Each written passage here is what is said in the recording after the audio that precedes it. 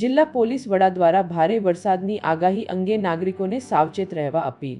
જિલ્લા પોલીસ વડા શ્રી રાજેશ ગઢિયાએ આગામી 2 દિવસમાં સંભવિત ભારે વરસાદની આગાહી અંગે નાગરિકોને સાવચેત રહેવા માટે અપીલ કરી છે. તેમણે જણાવ્યું કે નાગરિકોએ તંત્રની અધિકૃત સૂચનાઓનું પાલન કરવું જોઈએ, ખાસ કરીને જ્યારે ભારે વરસાદ શરૂ થાય ત્યારે.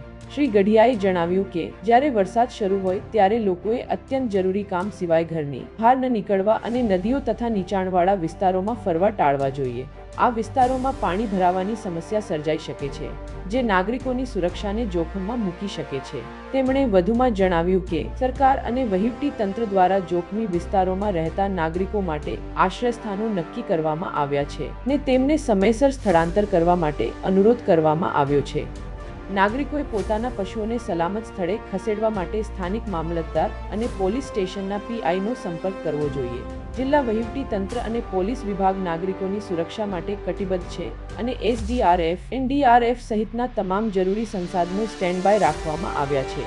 લોકસરકારથી જ સંભવિત સ્થિતિનો સફળતાપૂર્વક સામનો કરી શકાશે તેમ તેમણે ઉમેર્યું. સંસાગરા દીપકકુમાર ચેતનભાઈ, નીડ 24 ન્યૂઝ, સુરત. પૂરા સમાચાર જોવા માટે નીડ 24 ન્યૂઝને સબસ્ક્રાઇબ કરો.